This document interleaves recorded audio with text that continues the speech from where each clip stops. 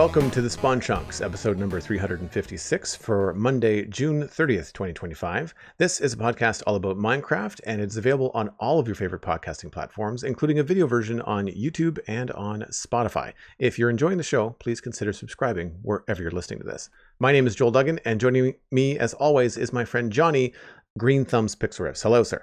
Hello! Yes, we've been discussing the joys of gardening and getting some fresh produce out of the garden, even when the stuff from the store is not quite cutting the mustard. So, if you're interested in being made hungry by an extended version of the show, you should check out the Render Distance. That's the extended version of the podcast our patrons get if you support the show over at patreon.com/thespawnchunks. We usually have a bit of pre- and post-show chat every week. You also get to participate in patron events like our monthly hangouts, one of which we just recorded and published this last weekend, so it's really great to see what everyone's been up to in Minecraft, especially now Chase the Skies has dropped. Speaking of which, today's discussion is going to focus on hands-on experience with the Happy Ghast, both from ourselves and from the community, but also an unexpected new version of Minecraft has popped up, so stay tuned to the news for more about that.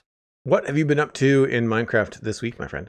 This week, I have been getting that hands-on experience with the Happy Ghasts. I've got a few screenshots to share of where they have ended up around my world. As I mentioned last week, I have found, crafted, and bartered the dried ghast. So I have dried ghast 3 ways to present to you all.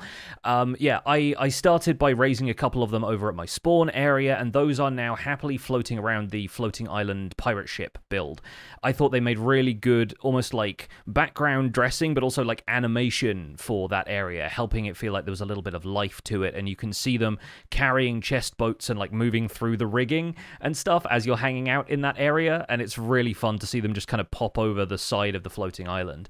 I've discovered that the way the Happy Ghast, like whatever you call it, like migration range works, the kind of idle range that they sort of stay in a certain area, like you can put them in the air, and as long as in the air was the last place you interacted with them, they will kind of hover in that general space. So I managed to avoid them like colliding with the deck too much and like breaking the leads on the chest boats that they're carrying. As long as you keep them like a few blocks above the mast, then they're not really gonna collide with stuff too much. So they've been really like picturesque additions to that whole area. I've been using them a bit more practically, though, over at the Windy City, where 3 of them are now installed in what I'm calling a garage, or a garage, depending on your pronunciation, but I'm spelling it with a silent H from the Ghast. I have a couple of those. I'm planning on maybe putting them over at my spawn base as well for the Ghasts. I plan to use as a utility and not necessarily just as, like, you know, a bit of animation and life added to the world. I've settled on a design that's a little bit airy, not just like a stone box for them. Like, you can glide them in, but it's got open sides and back to it, so the Ghast still feels like it's got some breathing room.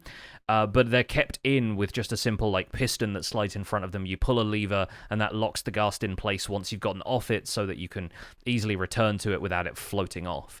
And below that, there are hopper unloaders for the chest boats that they're carrying. So if you want to fill that up with stuff and then have that unload into a chest once you're back at ground level, then you can just glide them into this garage, step down off of them and down to where the unloader is just kind of systematically removing items from the chest boat, which is 4 hoppers just next to a double chest, and it's all kind of feeding in there at double speed. So at 4 items per hopper tick, it's pretty straightforward.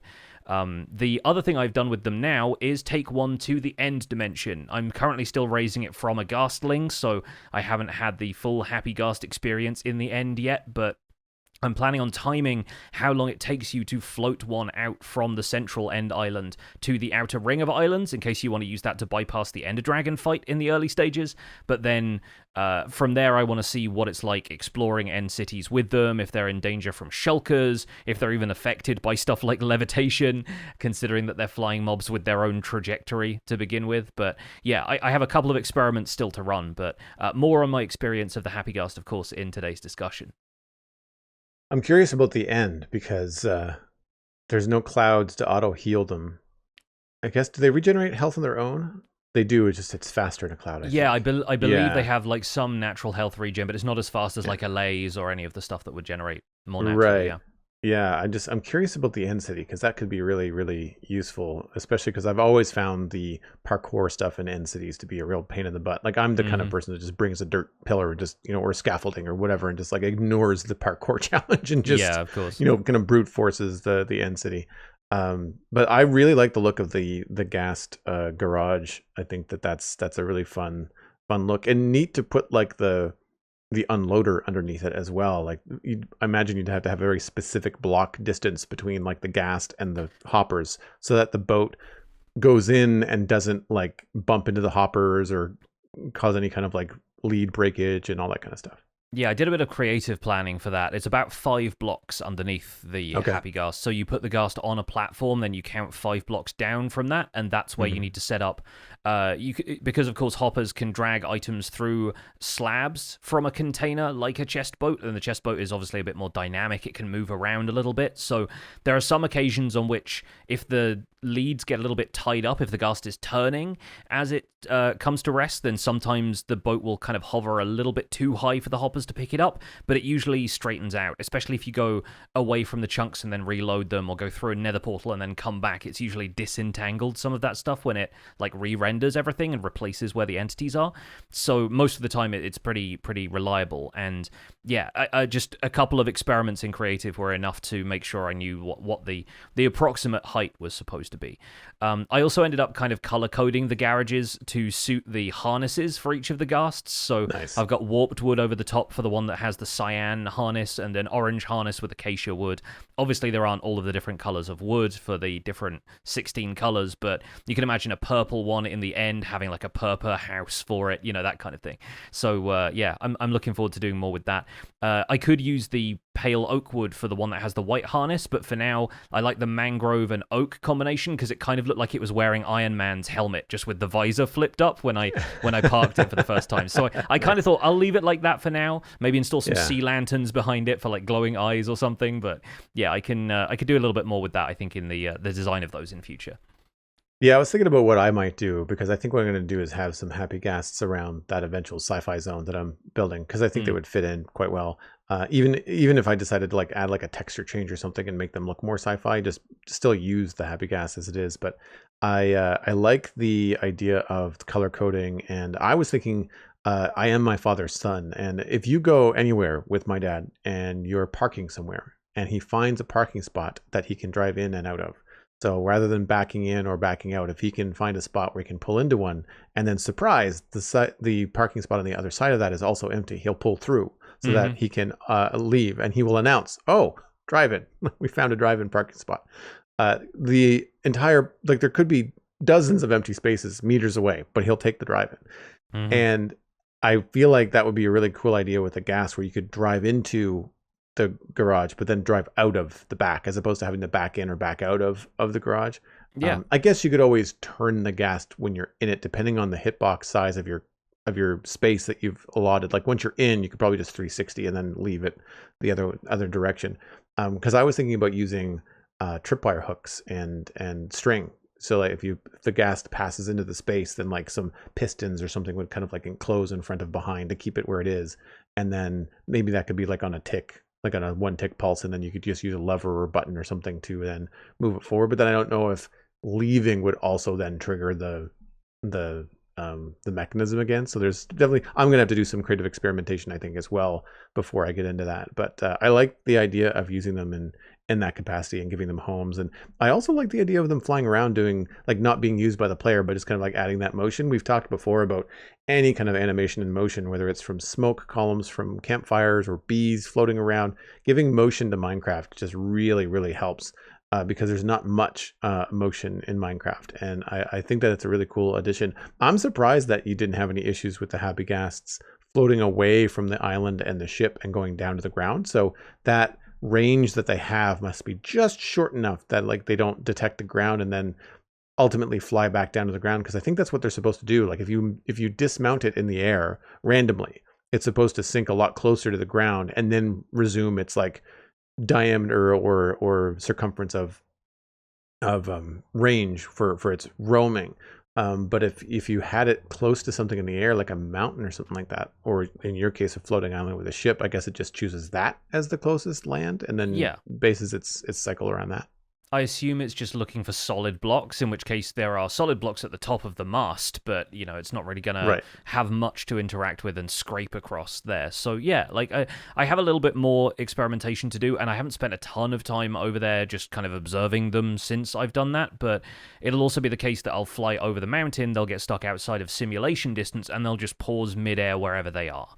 So there's always the possibility of that happening.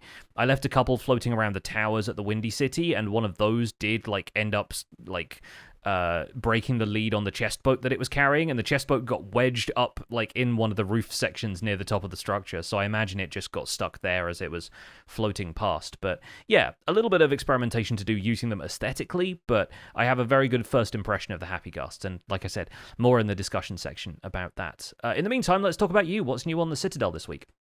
So much like the areas around Nova Scotia and my city right now, there's road work everywhere. And that's what I've been doing in Westhill. I finished up the Western Road that I was talking about last week. It did take longer than I was anticipating. I had to resist the scope creep. I think you actually had raided at some point this week, and I was in the middle of making a cliff that looked really strange look okay, and kind of filling in some stuff with some bone meal. And it's surprisingly effective, actually, to just hit something with bone meal, then go back and trim out the tall grass or trim out the flowers just to kind of give it a decent coverage. And so I was trying not to be too precious about things. But one thing I did do to ease my pain was I switched the road texture at the bridge from a stone brick to a stone texture.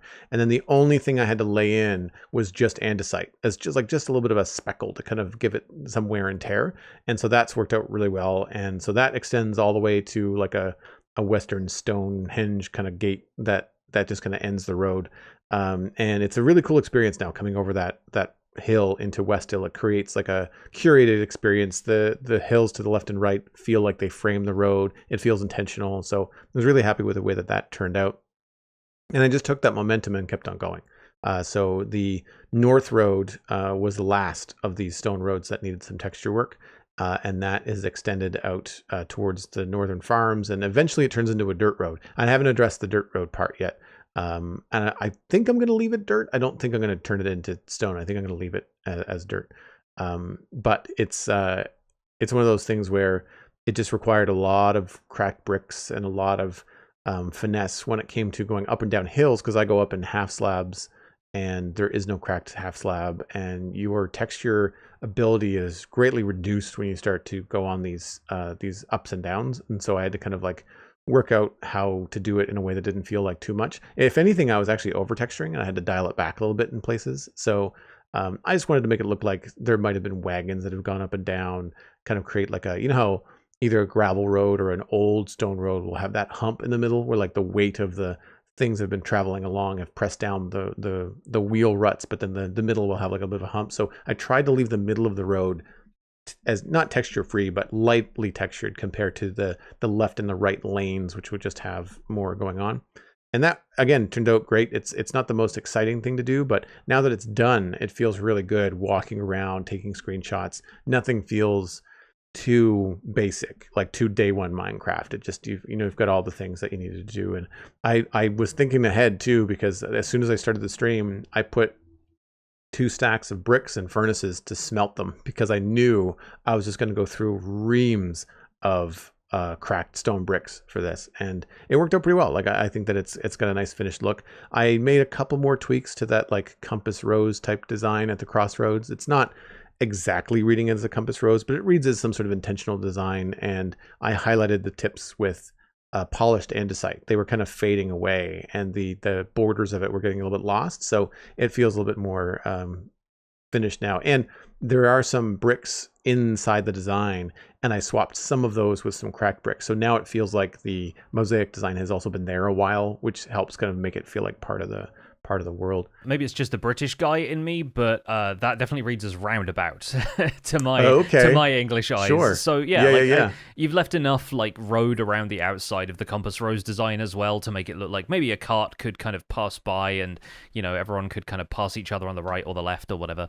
So I think that's serving its purpose, and I think it's great to see. Even though the stone texture is the same as the bordering mountain that you've kind of built past on on the way in, like it's still really visible where the road is thanks to the texturing work you've done. Just like a little bit of stone brick around the outside and everything really makes a difference. Even, like especially when your road is stone, you just kind of think, yeah, all they would have had to do really is just mark out where the borders of this road are so that the carts don't like tip off this, mountain road into the valley on one side, into the spruce forest that's there, and that's really all you need to do. But it's looking great. It's looking like a picture perfect part of this area. Thanks. Yeah, I'm really happy with the stone road. It was challenging to do like the S curve and also have it increase in height and changes and stuff like that, but it's pretty effective. And I did more of what I said I was doing last week, which was to rough up that stone mountain. So even though it's a stone mountain and a stone road, putting a lot of cobblestone and a lot of things in there outside of those stone bricks really kind of helped it look like, well, this is maybe where the hill was in the way and they had to move it. Like we had almost enough room for a road, but we had to kind of smooth it out and chip away at it. That or just the natural like garbage of wear and tear of rocks being pushed off to the side that would naturally fall along that side, and it worked out pretty well. The other thing I did to kind of clear my palate is I finished up a little duck pond that was hanging outside of the Acacia potato farm. It was just something that was by the front drive. I don't know about you, but around here, a lot of times in the country, when you see like a house that's got a lot of property, there will often be a duck pond or some sort of little pond at the front. And it's usually because like the drainage ditch for the road ends up creating some sort of water anyway. And so rather than having it be inconveniently pooled where you don't want it, if you create a low area and make it a little duck pond, well, one, you're going to have, waterfowl and ducks and frogs and things come and hang out in your farm, but also it creates a place for that water to go. And I had it there for a while. I honestly don't remember whether it was like one of those natural ponds that you find in a sunflower plains or a plains biome, or whether it was just a natural dip that I then filled in and thought, oh, this will make a nice pond. But I had done it in a very, very basic way so long ago, I don't remember when. As in, like, I'll just finish that later when the surrounding things are done. Well, now that the surrounding things are done, it was time to go in there and finish it up. And I've done this before. You just kind of go in, put some rocks at the bottom, some grass and kelp and seagrass and things. I like having bushes come down. And now that we can waterlog bushes, as of a few updates ago, you just kind of put those in there and make it look really overgrown and lush. And then I also half buried a little shelter into the side, the embankment of the pond, so that it's got like a little roof over it and a little feed bucket and stuff like that. And there's a waterlogged rail that goes down as like a little duck ladder. The only thing missing is actual ducks because they're not in Minecraft. So talking about motion, I really feel like some sort of swimming duck would be really cool to have in Minecraft. Just like bees kind of wander around in the air, having some sort of waterfowl would be super, super cool in Minecraft to be able to have that in a pond. I don't know what the player use would be. I guess it would be very similar to a chicken. Like it would, cook like a chicken. It would lay eggs like a chicken, that kind of stuff. So ultimately, it's probably not going to be added because the chicken already serves that purpose. But I just think it would be really cool to have that kind of waterfowl interaction and motion, especially if you ran into them on the coast. Like if you saw them anywhere, near the sea or near a lake or a river, I think that would be really, really fun. You're on 121.5 now, right? No, not yet. No, wait, sorry, yes. 21.5. You've got bushes and stuff. So yeah, yes. Sorry. So, I was confusing 6 and 5. I was wondering if either warm or cold chickens could maybe serve as ducks in this fiction. Because if you're used to seeing the traditional like white Minecraft chicken, then maybe bring in some warm chickens. Even though you're probably getting cold chickens in the taiga biome, depending on how many like other passive mobs will spawn there. But like, I expect it to be pretty like picturesque looking to walk past there, and there'd be a couple of those warm ducks with the brown feathers and stuff in there, the warm chickens, and you could retexture them as ducks if you wanted to, like just throw a could do that too. I mean, so. I joke all the time that the Minecraft chicken looks like a duck as it is. Yeah, exactly. It clucks like a chicken, but it looks like a duck. The only issue is keeping them there. Like there's nothing about their AI that will keep them in that space. You have to either fence it off or make it so deep they can't get out. Like there's just not a lot. And then any chicken that gets into the water looks like it's drowning. So it's tricky to kind of sort that out. But you're right. Like a chicken, if I had like a separate pen, like if there was a place like that had actually like a little fenced off area where the house would be, especially if it looked like the chickens could go through, but you built it in a way that the hitbox was too small, like they couldn't actually fit in the space, then that could be cool. And you're right. I think that the warm weather chickens would probably look a little bit more like ducks than the cold weather ones. But I don't know how to control them in that space. It's actually one of the reasons why there's not a lot of livestock around West Hill, is because I'd have to create Minecraft fence level containment. Yeah. Like you can't just create like a crumbling brick wall that would keep most real life cows in, but Minecraft cows will just find a spot and walk over it. You know, if it's not high enough. So it's tricky that way to kind of keep animals without like using a lead, or I do have a couple of pigs that are in very small pens and they just can't get out because it's just a small area where I've put like a trap door on top of a log just to make it high enough that they can't just get over the block. But it can be really tricky to kind of keep animals in a, I guess, more of a custom designed pen or field. Yeah, real life farmers don't have to worry about their cow being able to like casually walk over a meter high wall, and and their goats having like a 5 meter vertical leap and things like that. So I've seen some lively goats, but even that's a little unrealistic for the real world. Well, and I find it so, I mean, I understand that barbed wire is sharp, and that's one of the reasons why, it keeps animals in. But like in some cases, when you look at a cow, the size of the animal, the strength that it has, if it's just a wooden fence, that seems to keep a cow in. There's like, if the cow decided to just be like, that fence is nothing, like I'm going to own this fence, like you'd be repairing fences constantly. Right. So I think it's just because they're such a passive animal. They just kind of like, well, it's I get some free food here. It's kind of too much of a bother to run that fence down. So I'm not gonna do that today. I'm gonna eat instead. I feel like they're just kind of like the law of least effort as far as livestock goes. Yeah, cows are all about easy living, I think. So that's probably why. But who knows? Like I do think there's some merit to the duck pond idea, and I think maybe there's a couple of tricks you could use to keep them in there. Yeah, a couple of people suggesting like leashes to fence posts and stuff like that. I wonder if maybe even if you install like a couple of chickens laying eggs underneath the duck pond, have a dispenser that occasionally dispenses eggs, and then you at least get baby ducklings showing up every so often. Whether or not they stay there is another matter, but then I guess you come back and you've accidentally like chicken bombed your entire area and there's just a ton of chickens wandering around. So your mileage may vary, but definitely some food for thought for anybody out there who's interested in making their duck ponds a little more lively. Yeah, if you had it deeper, like if you really made it look like a deep, deep pond, it only had a couple of spots where you could use moss carpet or strategically placed bushes to kind of like restrict access, then I think that might work, but it would take some playing around for sure. Moving into the news, Minecraft Java Edition 1.21.7 Release Candidate 1 was published on Wednesday, June 25th. This is a hotfix release that takes care of some critical issues that managed to sneak their way into Chase the Skies in 1.21.6. If no other critical issues are found, this will be the version for 1.21.7 that can be expected to release soon. New features in 1.21.7 Release Candidate 1 added a painting of, quote, a good boy by artist Sarah Boving. This is a portrait of a wolf with a red collar, intended as a reference to the wolf Dennis from a Minecraft movie. Added the music disc Lava Chicken by Hyper Potions. The disc drops when defeating a baby zombie riding a chicken, or a chicken jockey. Again, another Minecraft movie reference. Some fixed bugs in the Release Candidate 1, some rendering issues with Qualcomm graphics, blindness and darkness fog effects no longer work underwater. Sometimes you pass through the Happy Ghast when dismounting while moving forward. Text on glowing signs is not visible on some graphics. A memory leak in item stack render state, leading to out-of-memory errors, and additional bug fixes are noted in the Release Candidate changelog, which we'll have linked in our show notes at thespawnchunks.com. In addition to Release Candidate 1, there is Release Candidate 2 for Java Edition 1.21.7 that came out on the 26th of June. Technical changes in the Release Candidate 2 data pack version is now 81, resource pack version is now 64.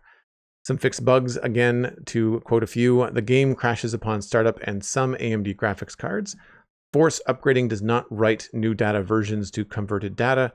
The server crashes when certain mobs ride a turtle, and pack formats were not incremented in 1.21.7 Release Candidate 1, breaking some changes. Those are all of the bug fixes, but once again, we'll have links to the changelog in our show notes for this week at thespawnchunks.com. So this hotfix doesn't have an official name. They don't have like a drop name for it the same way Chase the Skies is. So I'm calling it the movie memes drop because this was some stuff that got added to Bedrock Edition, I think very shortly after or concurrently with Chase the Skies with Happy Ghasts and Vibrant Visuals. So we knew it was coming to Java Edition eventually, and it seemed like they were pretty expedient about getting that out there. The Dennis painting I think is quite nice. It actually helps that it just looks like a standard wolf with the default red collar. So a lot of people are going to be used to wolves looking like this even before the Minecraft movie made this one iconic specifically. But I can imagine some people just wanting a portrait of a pet up on the wall without it being a movie reference. And I've played a couple of games recently, Expedition 33 being one, where there's Easter eggs where the picture of like a dog that the studio owned, like the kind of like developer's pet dog, is just like in a secret room somewhere that you can find. So it's kind of fun to have stuff like that players can lay in for their little in-game references. How large is the Dennis painting in Minecraft? It's a 2x2, I think. Yeah, it's one of the larger large canvases. Yeah. I find the timing a little bit strange. Like I would have thought that the painting and the disc would have been included in Chase the Skies. I understand hot fixes and bug fixes happen, sure. Like I mean that stuff is just part of development. So I'm not surprised about 1.21.7, but I really felt like the new painting and the new music disc would have been part of the coming in 1.21.6, because other than that, 1.21.6 feels a little bit light. Not necessarily to people like us that know all the details and all the changes, but marketing wise, like having more to say in that YouTube video of like, this is what's coming in the drop. I'm surprised that they weren't ready by then. But I mean, that said, like they're not necessarily for me, and that's the great thing about Minecraft. I can just play around them. I don't really have to worry about it too much. However, as someone that does use custom resource packs and things like that, I'm sure that resource and data pack authors are excited about having an extra painting to mess around with. If you were looking to have one more thing to add to your custom textures, then you've got another thing that you can change if you want to. And same thing with music discs. I know some technical players use music discs for all kinds of different things, and having yet another one to assign different values to or different things to is a cool thing for people that like to tinker under the hood in Minecraft.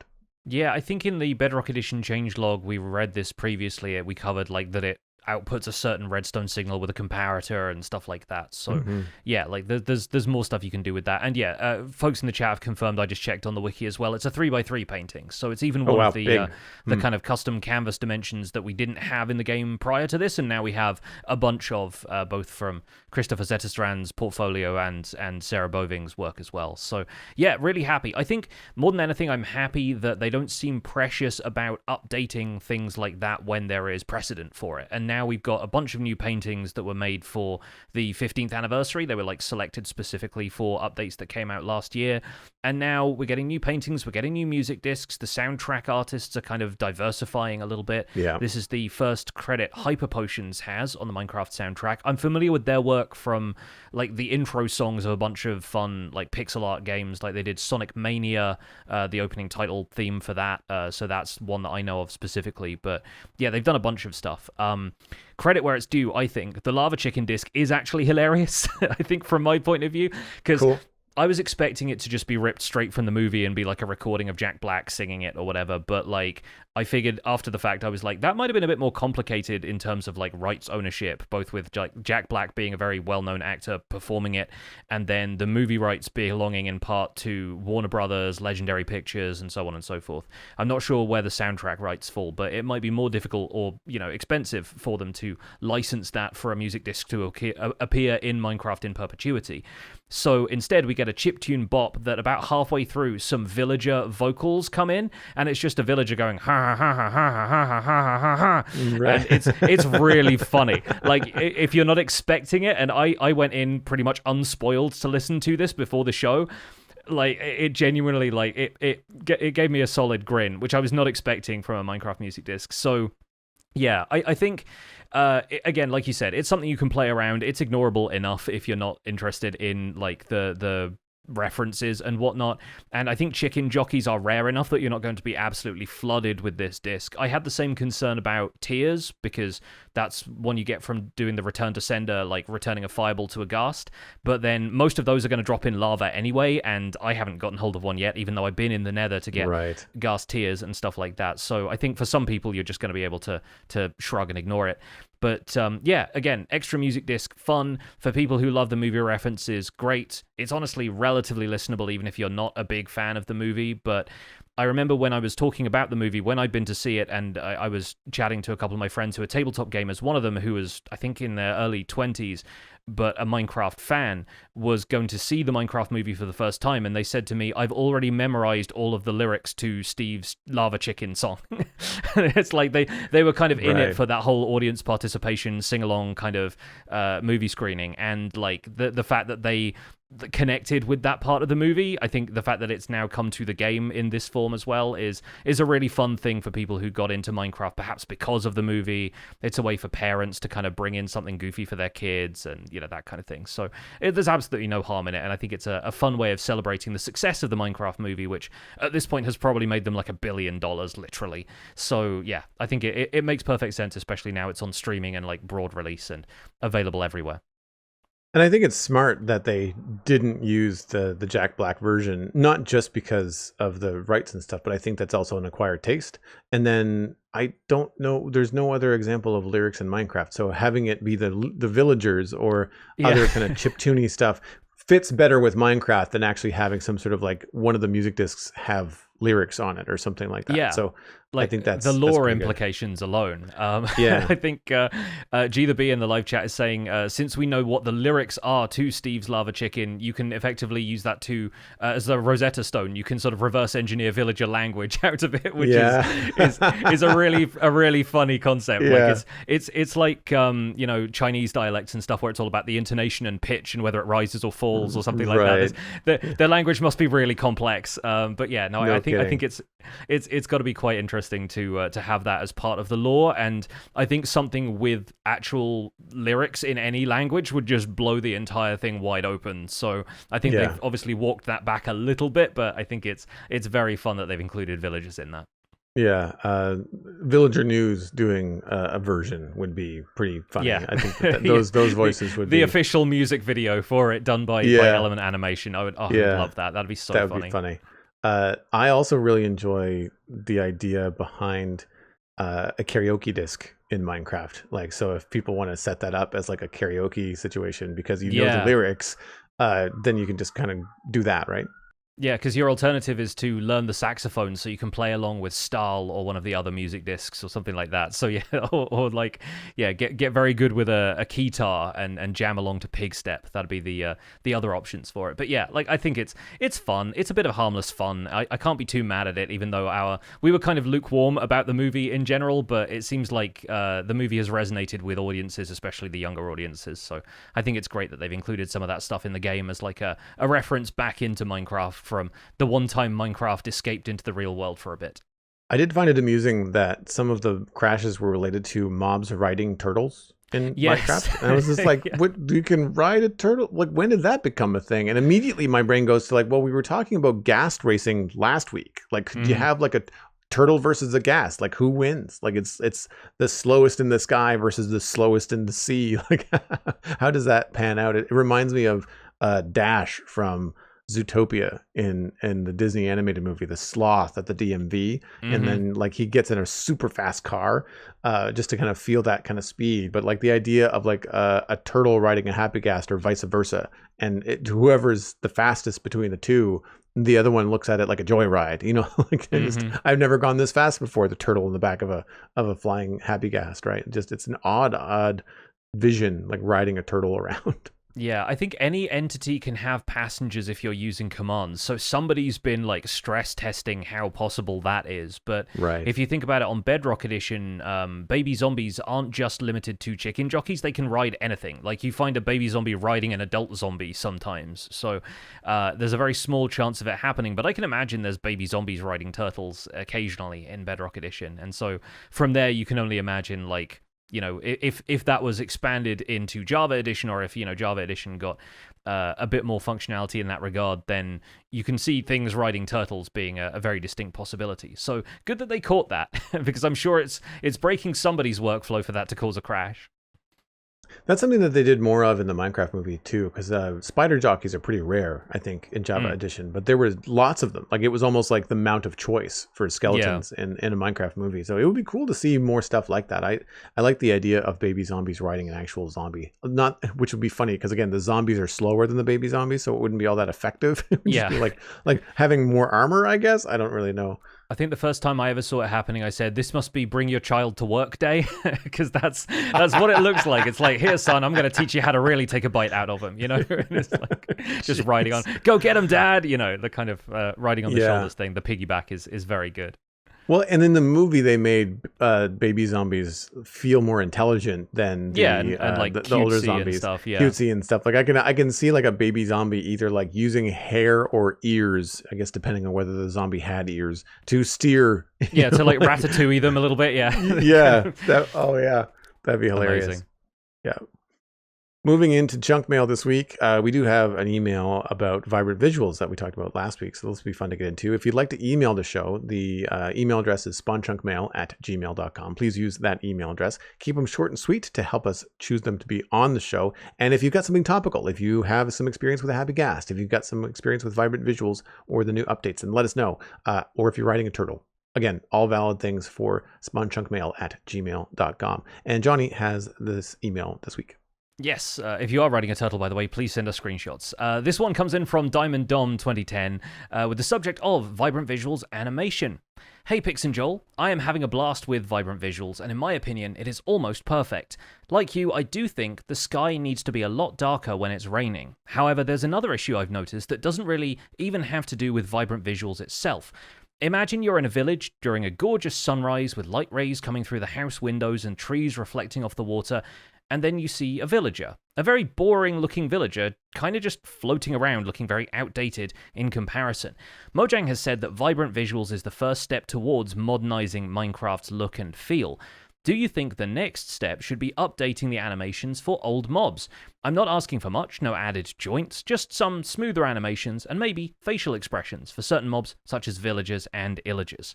Thank you for your time. Keep up the good work on the podcast. Diamond Dom 2010 was shot by a very boring looking skeleton during a beautiful, vibrant sunrise. I do wonder how many people have died admiring vibrant visuals and walking around in Minecraft going, look how nice and shiny everything is. And then, skeleton it's or a health creeper. hazard, yeah. Yeah, 100%. I am, of course, on board for more updated animations in Minecraft. For people that might be new to the podcast, I worked in animation for the first 5 or 6 years of my career, and I would love to see some improvements there. I think recently that Fresh Animations has been updated or available now for Fabric. I don't know if it requires Optivine still, or if it's something that you can do with Sodium. I think Sodium is the reason why I don't have it on the Citadel, but I do like it when I see it because I think it does create a more immersive experience in Minecraft. And beyond that, I was thinking that a way to update Minecraft animations and still try to keep them quote unquote Minecrafty, this likely wouldn't be implemented because it can be quite divisive for people that don't understand the stylistic choice. But there's been an ongoing trend in CG animation lately that has a snappier look. And back in early production days when I was in TV, we would have referred to it as animating on twos, or instead of 24 or 30 frames a second, you're looking at 12 to 15 frames a second, but just on the characters. And what it does in a CG situation or a video game situation is it makes it look more like stop motion animation, or it makes it look a little bit snappier. And a good example would be Spider-Man Into the Spider-Verse. That's probably something people are pretty familiar with. Or more recently, the video game South of Midnight. And we'll have links to both of those trailers in our show notes just to kind of get a quick example. And now in South of Midnight, if you don't like it, it is a feature you can turn off because it's not animated that way from the get-go. It's because it's a video game, it's responsive, so it's a setting, whereas something like Into the Spider-Verse would have been animated that way, and it's not something that you adjust on the fly. And I think that animating mobs in Minecraft that way would be really interesting.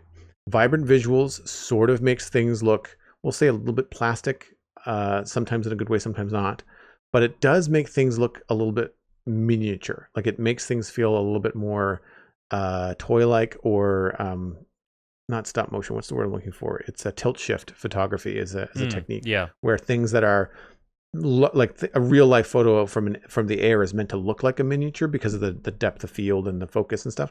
And I feel like that's something that could be implemented for mob animations. So I don't think, because Minecraft is so blocky and rigid, we'd get something as dynamic as squash and stretch. That's something people would notice from something like a Looney Tunes or a traditionally animated Disney cartoon, where the character actually squashes and stretches like a rubber band. But something that is in something like fresh animations or better animations is what's called overshoot and settle. And that's where before a character turns right, they would turn left a little bit to wind up before they go right. If they're jumping down from something, then their whole body would kind of like bounce under the landing, kind of adjusting as their knees adjust, or Minecraft knees, no one has knees, but like adjusting to the weight.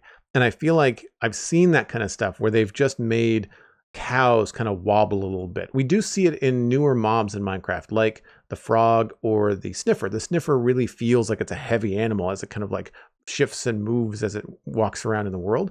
And I think more of the mobs, including villagers in Minecraft, could have that kind of dynamic animation to them. And it wouldn't need new models necessarily. It wouldn't need any kind of like changes that would make Minecraft feel unlike Minecraft. But it could be something that could move things forward. So Mojang seems to like their alliteration. So Minecraft motion or mob motion, perhaps coming soon to vibrant visuals, who knows? But I do feel like adding that kind of weight and gravity to the world would really help in terms of making vibrant visuals feel a little bit more like it's part of the world. Because I'm wondering, you talked about it last week, where if you watch the shadows on the ground in vibrant visuals, they tick along the ground in pixelated increments, like those 16 pixels along a block. They tend to jump. And I'm wondering if they were smooth, if the existing fairly limited animations and movements of villagers felt odd compared to like smooth lighting changes in Minecraft now that's part of their default setting. If the animations felt too stiff and too strange, I don't know whether the vibrant visuals as it is now is finished and that's how it's going to be, or if they're going to adjust that timing to make it more smooth if other things come in there, like moving animations to slightly more modern aesthetics. Yeah, it's certainly a possibility, and I like the idea. I sort of like the notion of things feeling a bit more stop motion, although I'd be curious to see if that affected some people's experience when it comes to stuff like motion sickness. I think that's one of the reasons that people turn it off in games like South of Midnight, is because the jerky sort of frame rate of it feels like less it feels like it induces nausea a little bit more easily, especially when you have such freedom of control as you do in Minecraft. Like, even I get motion sickness sometimes just from the motion of like sweeping back and forth when I'm collecting sand in a desert or something like that. So it's something they'd at least have to provide settings for, and have to get like fairly like accessibility settings would be a necessity, I think. There are a few other things that I can think of, though, that might help add character and would add other animations without necessarily changing the animation style. And I think it's more about the way mobs interact with their surroundings. If you think about how when a wolf goes into like a puddle of water or a lake or crosses an ocean with you or whatever, they come out with their fur wet, and sometimes they'll take a second and they'll like shake off, and the different boxes of the wolf's model like are rigged to kind of shake like slightly offset from each other, so it really looks like a dog kind of doing that kind of movement.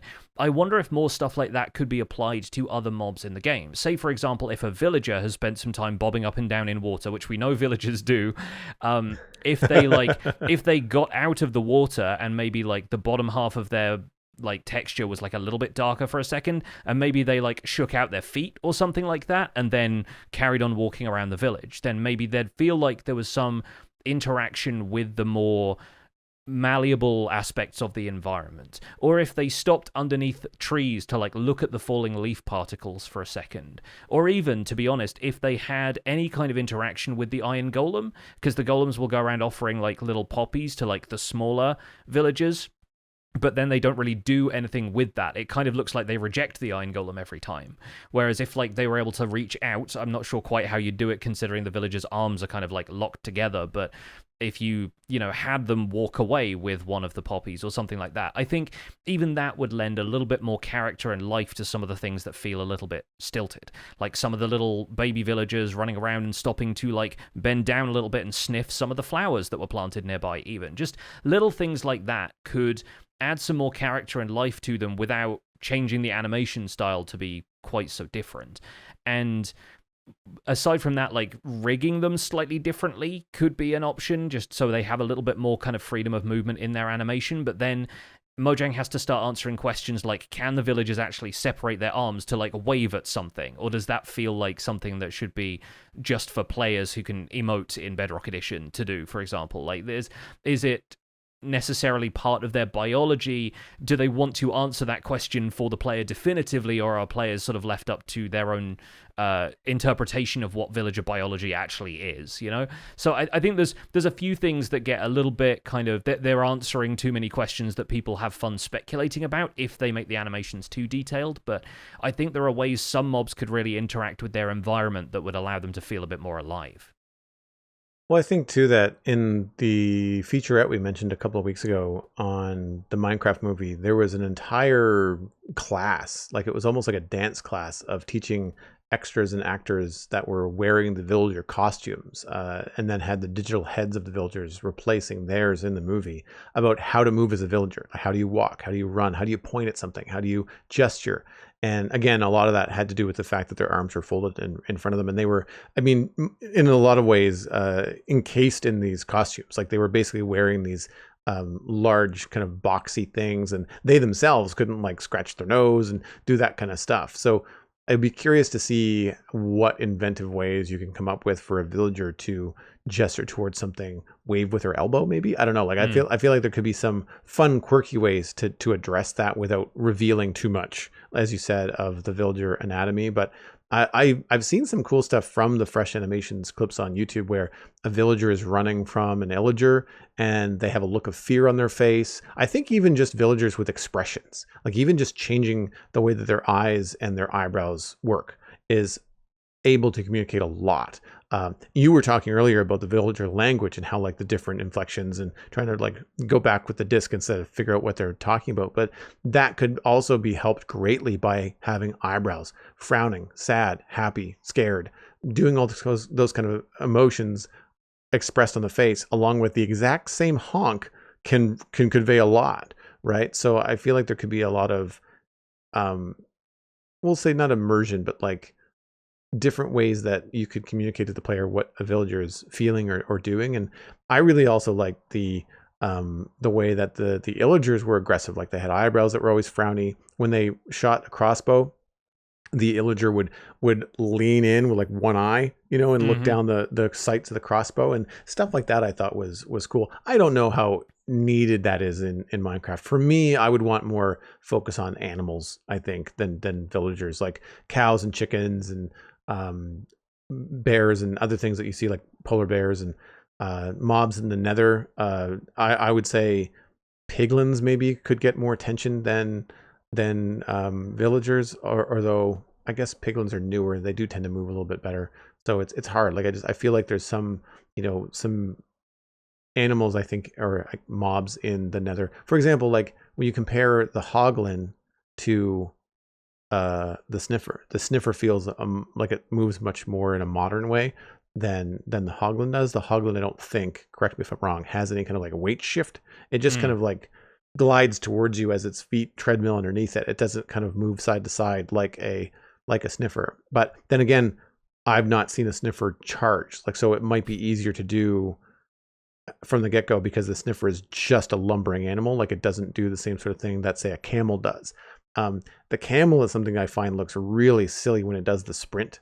Like if you're looking at it in the third person, it really doesn't look all that convincing. And that's the kind of thing that could absolutely use some overshoot and settle or some dynamic, ways to kind of express that. Really difficult when the mobs don't have knees. So it's like there's a give and take there of what your limitations are.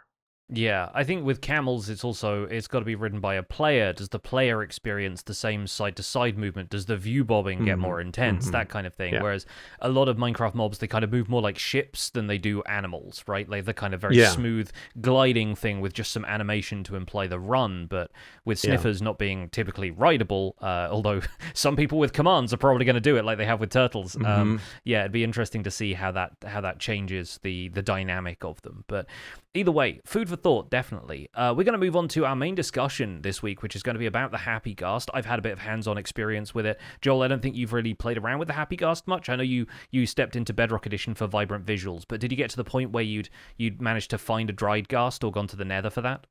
No, I ended up doing the survival experience, and I died on my way out of the cave with all of my stuff to go to the Nether, and then just decided to go around and explore more of the overworld, see more biomes, see more water, that kind of stuff. So I haven't had any hands-on myself with the Happy Ghast. I do plan on updating the Citadel as soon as we can, but one of the reasons we don't update the Citadel right away is because of things like 1.21.7 coming out this week that we're talking about. So like that kind of stuff does kind of delay the updates on the Citadel. And even then, I'm pretty focused on finishing up West Hill, so I'm probably going to be focusing on that before getting a Happy Ghast. That said, we have had more email come in of the Happy Ghast. So I kind of like, I'm hearing a little bit more about what the community has to say. A lot of it tends to be focused on the fact that they are kind of slow.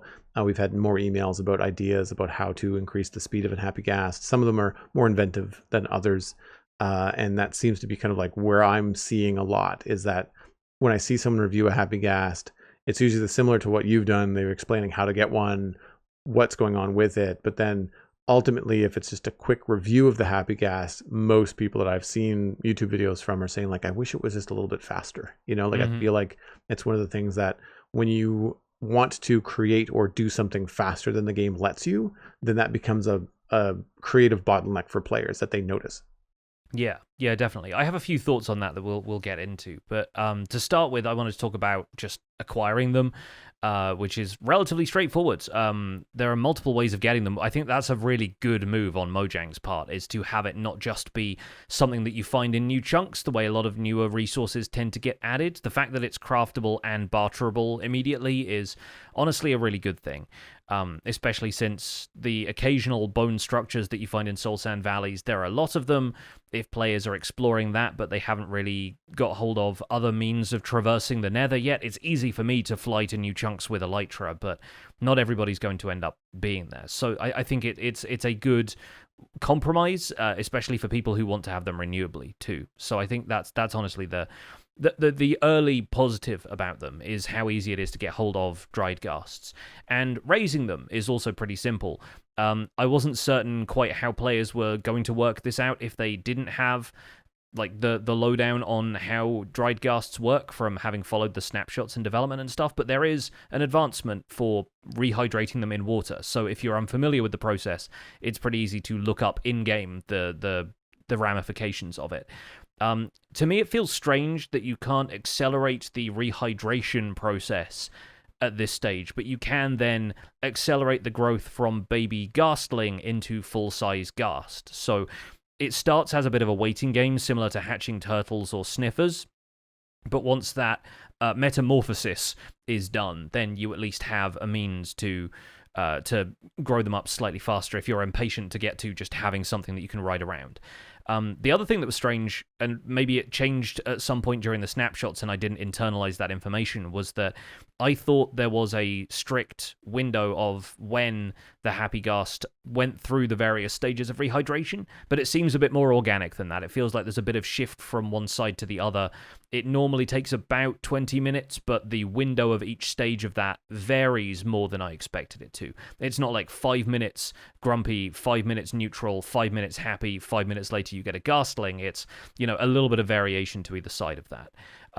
But then they're good at like popping up out of the water, so they don't end up like accidentally stuck in a block or drowning themselves. They seem to have like nailed down that mechanic pretty well. And once they're a ghastling, they're very endearing. I think honestly, just having them floating around, following you, and making like little seagull sounding noises is honestly quite a fun experience. It sort of feels like, this thing is dependent on you in an immediate way, and is a cute little thing to just have hovering around.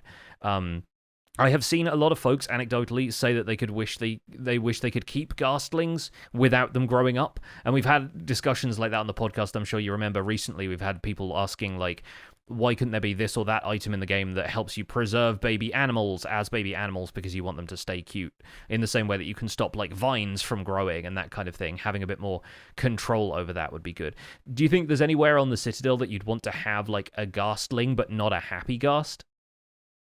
Not at the present time, but I could certainly see it in like a nether build, or if I wanted to have like Ghasts and Happy Ghasts be part of my sci-fi area. If they were used for transport in like the mythos of this world, it would be kind of cool to see, like, well, where do they come from? Well, there's the little ones that are being raised at like this, Ghast farm, and they're not yet ready to be used in the transport among the people. Like, I could easily see something like that, being useful.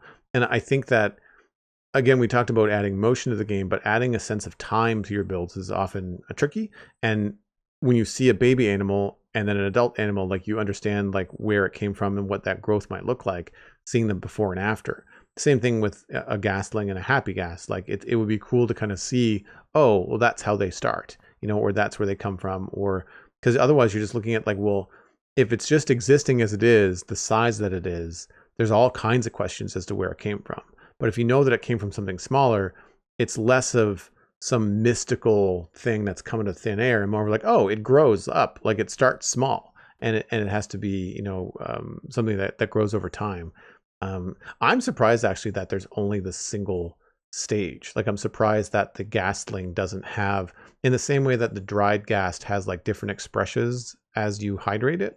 I feel like it's surprising that the Ghastling doesn't either have different sizes, or certainly doesn't have any texture changes over the course of its change from a Ghastling to a Happy Ghast. It just kind of, you wait for a certain amount of time and all of a sudden, pop, it just kind of changes. But I guess that's true of all the baby animals. Like, they just go from, there's a baby and there's an adult. There's no in between. Yeah. I think the only ones that used to change sizes, I'm not sure if they still do, but horses, whenever you feed them, they used to like change size a little bit until they grew into a full-sized horse. Like, I'm fairly certain that's a thing. But either way, yeah, like, Happy Ghasts, I think, are just as endearing as Ghastlings in the end, so I think it's quite nice having them around. And like I've said, having them as like aesthetic things, carrying chest boats around in the background and everything, it really fulfills that recent goal that Mojang mentioned of adding more life and movement to a world, having allays kind of fly around delivering stuff. And obviously that was part of the idea behind mobs in progress like the Copper Golem and things like that, was to add more life and movement to bases, a bit more organic stuff with neutral mobs or friendly mobs that were going to be able to help players or just be part of the life cycle of an area. And so, yeah, I found that really a fun part of seeing where they fit into my world, especially in areas where there are taller mountains or kind of sky builds, and I think it really works well to have them as part of that environment. The movement, as we've mentioned, does feel very slow. It definitely feels like raising them where they're needed is easier than traveling with them long distance. And I did get a couple of comments from people saying, they're useless next to Elytra just because they don't move very fast. And I think while that's obviously a piece of feedback about how that player is using them, they want to be able to use them for long distance transport, and they're finding that a frustration. I find that they are for transport and not for travel, and that's a fairly important distinction to make, right? The Elytra is obviously like something that you can travel very fast, but since Elytra now can't be boosted with leads attached because the firework breaks the lead immediately, I think it's worth making that distinction. It's worth noting that like the transport options you have available to you with a Happy Ghast are enormous, especially since, as far as I can tell, there's not really an upper limit to how many things you can strap onto a Happy Ghast with leads. Like, you can put as many chest boats as you want to feasibly. I think the only thing preventing it is the stretch and the kind of collision mechanics that would eventually lead to one of the leads breaking. But you can do that with mobs, you can do that with chest boats, you can do that with all sorts of stuff. You can even leash a Happy Ghast to another mob, or leash another mob to a Happy Ghast. The two are distinct behaviors, is something that I've noticed, because if I start with the lead attached to the Happy Ghast and I tie that to a cow on the ground, the cow is an anchor point for the Happy Ghast and it doesn't fly away with the cow. But if I start with the lead attached to the cow and attach it to the Happy Ghast, that cow is going ballooning. That cow is like immediately up into the air. And so I think there's a really interesting nuance to lead behavior now, where the first thing you attach is the thing that's getting attached to the second thing. And my stream chat had some really interesting ideas about leashing a Happy Ghast to an allay. And the allay sort of acts as like a tugboat for the larger mob. And what you end up with is the allay following you if you've given it an item. And allays can follow you much faster than Happy Ghasts can fly, but the lead doesn't break. And so what that leads to is the allay effectively bringing with it, following the player at whatever speed it can, bringing with it the Happy Ghast and any attached chest boats. And if you can keep above a certain height so that the chest boats don't get lost in the process, I can see that being an interesting configuration for much faster transport with all of those Happy Ghast attached entities, but with the allay kind of leading the charge and following the player. Obviously, you can have more control over where an allay goes by throwing an item on the ground for it as bait so that it kind of goes over there and follows it. I also did try out a little bit of an interaction where the Happy Ghast is the building platform. I've done a bit more of that in survival, but in creative, I was trying this out where if, say an allay is carrying a stone block and I'm taking stone out of a mountain or a floating island or something like that, the allays can go and pick up those stone blocks, deliver them up to you on the Happy Ghast, and they do land in your inventory. They don't sort of throw them midair and the blocks still fall to the ground. You will actually find them throwing them onto the surface of the Happy Ghast, and the items end up in your inventory. So I feel like allays and Happy Ghasts are kind of an interesting team up that I've not seen too many people discovering yet, and I think that's something people need to explore more, because they're both flying mobs, they both have a lot more freedom of movement than the average mob, and the fact that they have a bit of synergy between the two of them is an overlooked fact, I think, up until this point. Just last week I mentioned that I think it would be great if we could have two relay points for a Happy Ghast to go between as a constant back and forth, which you can do with allays, right? Like, it's not going to be pneumatically even. The allay is going to take an item from one place and put it in another if that's what you've set it up to do. But in the idea of creating like a parkour course or a more helter-skelter transport platform, if you're in like a sky build world or something like that, something of your own creation, not Skyblock, but like, something like what you're doing with the Sky Islands, that kind of thing, then, I mean, that creates a way for the Happy Ghast to get tugged back and forth if it's leashed to an allay that's got another assignment, if that's something that can actually work. And I think that's really cool. And just to go back to your comparison or someone else's comparisons to the Elytra and the Happy Ghast, like, that to me is like comparing an Elytra to a boat. Like, they're two completely different things, like, and to our point earlier about the Happy Ghast being too slow for some players because they want to do creative things on the back of it and they can create faster than the Happy Ghast can move them. I think the reverse is true of the Elytra. The Elytra is so fast that you very often can't stop to look at something. You're looking at things from the sky, if that's what you're using the Elytra for. You're constantly having to circle around or slow yourself down or kind of like adjust where you're looking. You're just always flying and falling at the same time. And very often in smaller spaces, the Elytra, even with a tier 1 rocket, is overshoot. Like, you're just going to go too far too fast and you're not going to be as accurate. You run the risk of smashing into things. And I think that's the extreme end of the Elytra being something that you can't use in that way. It's meant for travel. It's not meant for observation necessarily. Yeah. And I feel like, I mean, you and I and other content creators might be a little bit spoiled by things like the camera mods or camera plugins to get yourself higher in a different perspective. But on a server where it is just vanilla and you want to do something like what I was doing with the road textures this week, a Happy Ghast would be fantastic. You park it off to the side of what you're doing, and anytime that you need to get up higher and take a look at something, you can just jump on the Happy Ghast and take a look at it. And you don't necessarily have to build a tower of scaffolding, climb all the way up, which is slow and a pain, and then either look around it or remove it. The Happy Ghast, if you dismount it, would also get out of the way of the build and go back to wherever you kind of like let it roam.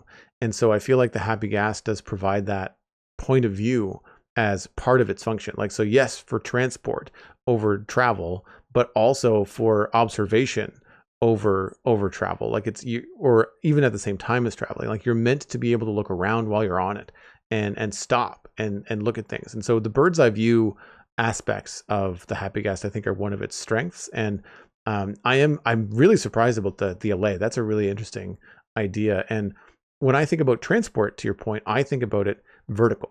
Like I know that you have to go to the end to get the Happy Ghast. So if I was going to create like an iron farm or something, and I needed to move villagers way up in the sky, I would be inclined to go to the Nether, try to get some soul sand, and send them up via a bubble elevator, because that to me would probably be the fastest way to do that.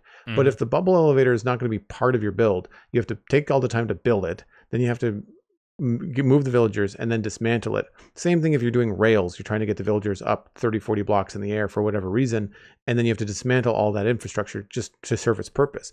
If you had a Happy Ghast, which does require going to the Nether, you could put a villager or two in a couple of boats and get them up there without having to build anything extra, without having potential errors, loss of control, zombies showing up where you don't want them. Like if night falls, just have the villagers under the Happy Ghast up in the air. Like they're fine, they're safe, nothing's going to happen to them. So there's some real things I think that are challenging in terms of mob transport horizontally when you get into cliffs and ravines and different obstacles that could be a real problem for moving mobs around. Getting them into a Happy Ghast and getting them up above the ground, while still frustrating, it is quite slow. It does eliminate the pain in the butt of like trying to convince mobs or trying to provide paths for mobs to go up cliffs that are 2 blocks high. You know, like something as simple as running into 4 or 5 of those over the course of your traversal range is going to be a real pain compared to just like floating 4 or 5 blocks above the ground in a Happy Ghast. It's smooth sailing. It's slow, but the tedium is removed, I think, from it. Yeah, and I think it also gives a really cool way of transporting yourself up to floating builds without there being a column of water that's there permanently, right? Especially if you've got like a floating island kind of thing. It's one of the things I've resisted doing with my pirate ship build, and I've had elytra in this world for a while, I think even before I started building the floating island, so it's child's play to get up there right now. But if you're thinking about a long-term world where there might be other players coming and going, and not everyone's going to have access to elytra or want to use elytra, if there's some self-imposed restrictions going on there, I think Happy Ghasts are a fun transport alternative that don't necessarily mean you zipping across the sky to and fro. I think, honestly, their speed, while obviously it's got a bit of it feels a bit inhibiting to players who just want to use them for like long distance stuff. It prevents them from feeling like you have access to elytra super early and can just go absolutely anywhere you want to. It sort of it doesn't constrict you necessarily to a specific range, but it makes getting anywhere a little bit more difficult so that you still have incentive to go after elytra later in the game. And in the meantime, if players don't want you going too far afield because you don't want to heavily explore a world too early in the world's like life cycle, then it's an alternative that at least means you can get to and from vertical stuff in near your spawn point to begin with. So I think there's some benefits there that people haven't always considered. We touched on this briefly, but the ability to use them as a platform, now that I've got to grips with it a little bit, I still find myself having a bit of trouble with controls going up and down, because especially descending, like I'm so used to using the shift key from tinkering with stuff in creative mode that I do at this point instinctively just get off the Ghast a couple of times before I have to remind myself, okay, you look at the ground, you press down, or you look up, you press backwards. It's honestly, once you get to grips with that, one of the best quality of life features they've added for builders in a long time, because it takes out all of the frustration of working with scaffolding, whether it's the length to which you can build with scaffolding before you have to start another supporting block, or whether it's just you don't like working around scaffolding because you have to crouch constantly, otherwise you fall through it. Like, there are plenty of workarounds with a Happy Ghast. It provides enough of a platform, and then you can move the platform so easily compared to scaffolding, where like if you're done working in a 6-block radius, you kind of have to rebuild all of your infrastructure from scratch, like you were saying with the sky tower for getting a villager up to world height. It's the same thing. Whereas now all I have to do is sit on this creature, move it around a little bit, and suddenly I'm in an area that would take me another couple of minutes worth of setting scaffolding up to be able to build there comfortably. I think it's a perfect compromise on those mechanics, and it provides a really, really smart way of doing that. There are some downsides, like with scaffolding, if you need to sleep to skip the night away, you can place a bed on the scaffolding. You can put shulker boxes down on the scaffolding. The Ghast doesn't provide a solid platform to place blocks against, so you have to find some ways of working with that. And likewise, if you're starting a mid-air build, you still need to have a solid block to place something on in order to get started with that. But just making little edits on my floating island this week, floating around the circumference of it and adding diorite veins into the landscape, where previously I'd done that on the front side, but I hadn't been bothered to go around the back and do the rest of it because I wasn't looking at those sides, and it was a pain in the butt to scaffold up and do a 6-block section at a time before I had to move the scaffolding again. With the Happy Ghast, it's child's play. It genuinely is so much better for little hovery builds like that. And likewise, I can see people working on larger cliffs, like taller terrain pieces, any like city wall where it's more than 5 blocks high. These things are going to be useful. And so I think it's going to be fun getting to grips with that, not necessarily using them as transport at the same time, because getting to the chest boat that they're carrying is a bit of a pain if it's a mid-air thing. But I think moving them around like piece by piece and editing stuff is so much easier when you have a Happy Ghast. And I'm wondering if, honestly, these were developed around the community discussion when the crab was in the mob vote, and they were suggesting, like, we give builders more reach this way. And I think a lot of people's response to that was, we could just move closer to the object instead of, getting an additional block's worth of range with this extendable crab claw and only being able to use that for building. What if we just have something that helps us get slightly closer to what it is we're trying to interact with, and still have the possibility of mining as well as building and all of the other stuff you can do with that kind of range. And it feels like a good solution to stuff like that, because it allows you to get closer to the object instead of having to finagle another tool in your inventory just so you can reach slightly further away. I think it's a really good compromise for builders in that regard. Yeah, I'm not looking forward to having to get used to the controls. Like, I feel like I'm, like you, going to be pressing shift and dismounting accidentally for quite some time, and wanting to have more traditional video game controls, I think, for the hovering aspect of it. I can see that being problematic. I know that I've seen some, I guess, feedback on when you are moving the Ghast around and then you are stopping it to then dismount and then do some building. Is there anything that you have to say about, like, the glide to a stop, or like any kind of a adjustment that it makes? Like, you get it right where you want it, but then the Ghast like readjusts to the primary directions. Like, do you find any of that kind of off-putting or annoying, or like the Ghast adjusting to like almost where you put it as opposed to exactly where you put it? Yeah, I think the main issue I have interacting with them right now is that pathfinding range that they have makes it difficult to remount them unless you already have stuff like Elytra. Like, I find myself flying to mount it more than I find myself clicking onto it from the ground. And There's some stuff you can do to adjust that. They'll float closer to you if they aren't harnessed and you're holding the harness in your hand, but you don't typically take the harness off to dismount it, right? Like, so there's not really a whole lot you can do about that. Snowballs are the thing that you tempt them with, but I find the problem with that is half the time they get close enough that if you're holding the snowball in your hand and you right-click on them, you can mount the Ghast, or you have to maybe jump a little bit and then you can mount the Ghast.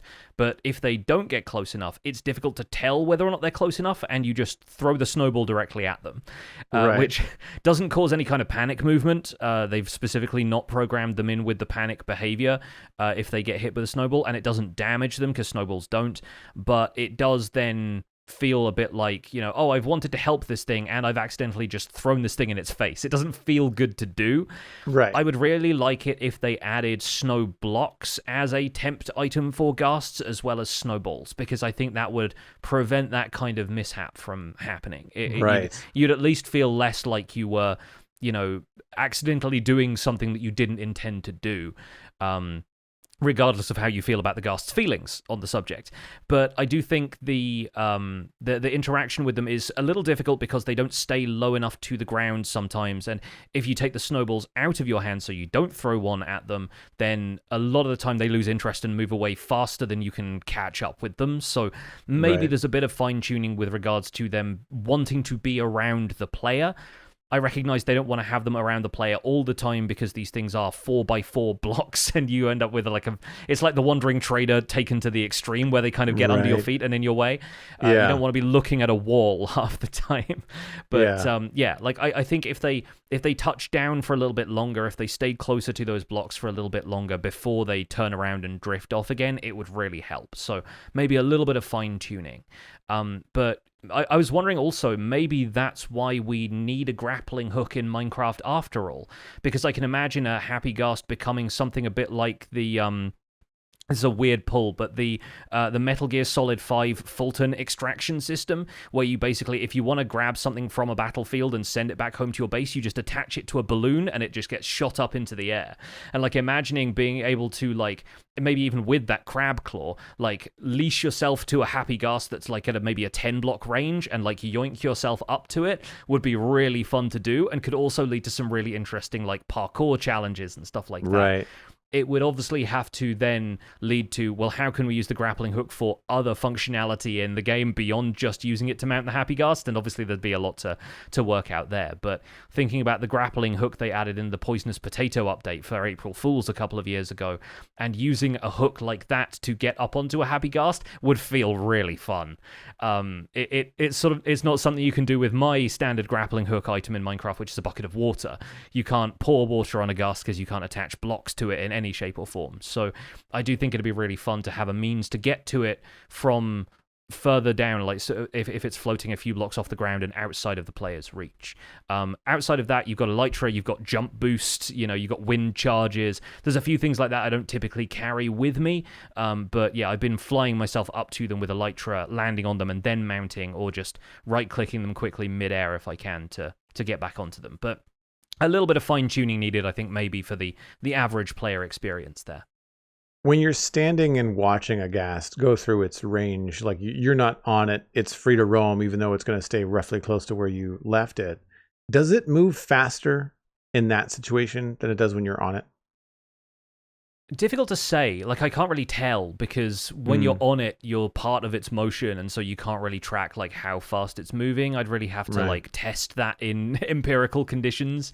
Anecdotally, it feels like they kind of float around and they change direction quite quickly, so maybe that can feel like part of it, whereas when you're flying on one, it's really difficult to see it moving in any direction other than forward. I'd have a hard time saying if that was just, it looks like they're moving faster, but they're not. But yeah, I'd have to maybe compare side by side with a player riding one and a free roaming Happy Ghast to see if there was a difference. I bring it up because I wonder if that comparison, whether it's perceptive or actual, is also contributing to players seeing these things move around, then getting on them and going like, well, why is it so slow? Like if they think it's going to be faster even if it's just an impression before they get on, I can see that being something that adds to the disappointment of like, this thing is really not that fast. And again, like I know it's not supposed to be, but I feel like we've had other ideas coming into the inbox about like ways to speed it up. People sometimes have a thought to speed it up permanently, but other people compare it to like the Camel's Dash ability. Like if there was a way to temporarily increase the speed of the Ghast with some sort of feature like that, some sort of giddy up essentially is what I feel like the community is looking for. So it's not like a permanent buff, it's more like something else. And we've also, I think last week we had someone talk about like enchanting harnesses and like stuff like that would be, again, added gameplay, not just like make it better natively, but just like, well, here's what it is out of the box. If you want it to go faster, or if you want a fast one and a slow one, I say faster relatively speaking, then like these would be the methods that you have to do to get it. And it involves more gameplay, like more exploration or more, resources or something. And I think that could be an interesting way to increase it. I do like the idea of sort of like non-traditional uses for the Happy Ghast. Like, yes, we can use it to build a pie and we can do that kind of stuff, but I like all the stuff that you've mentioned about, using them as just aesthetic, roaming features of a build, color coding their harnesses with builds, using them to transport mobs as like a main thing, or in your case with your garage, transport resources with a drop off point. Like, I kind of wonder, combined with an allay, like, is it going to be faster or more efficient? Probably not. But is it also cooler and maybe better looking than just a water stream of moving items? And yeah, like, you could also have things be moving around in different ways. And I think that gives more player choice to the kind of things. And I've certainly heard Tango mention this on his streams, where he's building an iron farm for like the 100th time. It's like, is this the most efficient way to do this? No. Is it the most fun right now? Yes. And I think that that's something that the Happy Ghast does offer, is that like it's an alternative to some things that people might be able to do more efficiently, but it's more fun, and it's got some more whimsy to it, and it allows them to explore some of the new mechanics from the leashes. And I'm curious as to what other things are going to come out of that. Like, you mentioned attaching a leash to a cow, then a ghast, and then the reverse. Like, I wonder what other explorations or discoveries are going to come out of the Happy Ghast that then might be applied to Minecraft outside of the Happy Ghast. Like, what could we do in other farms or other situations? People use leashes and chickens all the time if they want to have a leash permanently attached to fence posts, and they hide the chicken underground somewhere. Like, I'm wondering if there's things that you could do with like two animals that are hidden behind walls but are leashed together, and as you're looking down a tunnel, you're seeing this leash that's constantly moving. Like, I just, that kind of stuff in Minecraft could be really, really interesting. I'm not sure exactly what the contexts would be, because I've not messed around with it, but like, there's some possibilities there that are kind of springing out of the Happy Ghast and the leash interaction potentially. Yeah, I think even on the Minecraft Reddit a little while ago, I'd have to go and look up the post. It's been a few weeks now, but when they changed the leash mechanics to be a bit more robust in the snapshots, I'm pretty sure it only took about 24 hours for somebody to have leashed a bunch of Happy Ghasts in minecarts together, and it became like a bullet train that a ton of people could ride because they were all like saddled, and so you could have like, tons of people, one minecart at the front goes, and instead of leashing the minecarts themselves together, the mobs themselves are leashed together, so they all sort of fall in line physics-wise, and it becomes like a moving train. So there's a bunch of potential things like that aren't even necessarily to do with the Happy Ghast, but it serves as the turning point for leash mechanics and various other things. Even just having a mob in a minecart moving along a fairly discrete rail somewhere with a Happy Ghast leashed to it. Their leash range is about 10 blocks, so you could have something like a Happy Ghast balloon that's like traveling around a circuit of some kind around a city, right? And it could just be on patrol like that. You could set up things like that for sure. You just have to make sure that they were robust enough that they didn't break when chunks loaded and unloaded and that kind of thing. But I'm sure people will be looking into ways to do that in the near future. The community response to the Happy Ghast overall, just to kind of have some concluding thoughts here, has been largely very positive from what I've seen. And I've seen a predictable amount of like naysaying about how this doesn't really fit with Minecraft, and I always find that stuff a little bit strange considering that Ghasts have been in the game for so long. Right. I looked it up on the Minecraft wiki. It was like Alpha 1.2, so it's so early, like 2010, in terms of Minecraft's development. So obviously the fact that there's a Happy Ghast now feels like, sure, a little bit late to the party, but it's a party nonetheless now that this thing is here. I haven't seen many examples of people using the multiplayer functionality yet, but that's also, I think, just the circles that I run in. Like, a lot of the people I follow online play solo, or like they have their own projects distinct from what other people are doing on their server, and I think like the general feedback seems to be that the Ghast is a fairly slow travel option, and what you'd want to do typically with 4 players on top of this thing is travel as a group. So I imagine there will be ways people, again, with the train idea and stuff like that, people might be able to find ways of making that faster. But in the meantime, I think it's, as a single player experience, still has a lot to offer. I've definitely seen people anecdotally say they've spent a very peaceful time roaming around the end islands with them. It's slow and steady, but it's safe in that regard. And yeah, I think there are a lot of ways that this can be explored and used in future. So yeah, I'm looking forward to seeing how people continue to use the Happy Ghast, if any more innovations come that way from Mojang, or if the feature is just out there for people to do what they will with at this point. Before we wrap up, we have some breaking news. As is a tradition sometimes on the show, 1.21.7 has been released. June 30th, today. Of course it has. The features are the same as release candidate 2, so we don't have to rehash those. There do look to be some additional bugs, and they're going to be in the article on Minecraft.net. We'll have that linked in our show notes at thespawnchunks.com. In addition to release candidate 1 and 2, we'll have the release article up there as well. Yeah, I don't see the point in waiting a week for people to get a news read that's basically the same as this week's one. But 100%.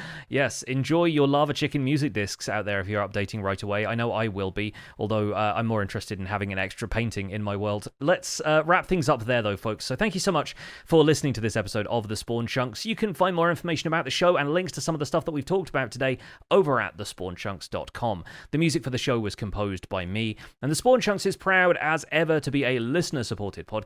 If you're getting some value out of the show, consider putting some value back in. Visit patreon.com/thespawnchunks to join our community. Pledging at any of the paid tiers gets you an invite to our patrons-only Discord chat. You can listen to the show live when we record it in Discord every Monday. We also have monthly and quarterly hangouts, so you can get a bit of behind-the-scenes stuff and share what you've been up to in Minecraft every month. We currently have 282 patrons, which is the same as last week. We'd love to add to that as the months roll on. Special thanks go out to our content engineer patrons, Hunter555, Jumbo Sale, Mindtrip Media, and That Penguin Dude. Thank you for your support on this episode. Sharing the podcast with your friends is the easiest way to support the show. You can find us at The Spawn Chunks on social media. And of course, just the show is available by name on all of your favorite podcasting platforms. Video version is again on YouTube and on Spotify. You can find the extended version of the podcast on patreon.com/thespawnchunks. That's the render distance available to our patrons, including, of course, the Minecraft Hangouts that we do once a month. So check that out, patreon.com/thespawnchunks. My name is Johnny, but online I go by Pixel Riffs. You can find most of what I do at youtube.com/pixelriffs, where the Minecraft Survival Guide is currently in its 3rd season, and I am working on a Misadventures video sooner or later. I also stream 3 days a week on Twitch, where I do behind-the-scenes work for my YouTube series. I'm the voice of the unofficial Hermitcraft recap, which you can find through a quick YouTube search. And aside from that, I'm at Pixel Riffs on both Blue Sky and Instagram. Joel, where can people find you online? I will point everyone towards the Citadel Cafe, my other podcast about sci-fi and fantasy entertainment. Steven and I talked about Killer of Killers, the Predator animation series, or I guess anthology film on Disney Plus this past week. That's in the editing hopper right now. And that show is actually edited or animated in the same way as Spider-Verse. Like, it's got that motion on twos that I was talking about earlier. So it's a fun stylistic version of Predator to just enjoy. It's all the things that you would expect. So it was a really fun conversation. I'm also on social media at Joel Duggan, wherever you like to hang your social media hat. And I stream Tuesday through Saturday on Twitch, and that is twitch.tv/ you guessed it, Joel Duggan. Thanks for visiting The Spawn Chunks. The world outside is infinite, but we'll get there slowly.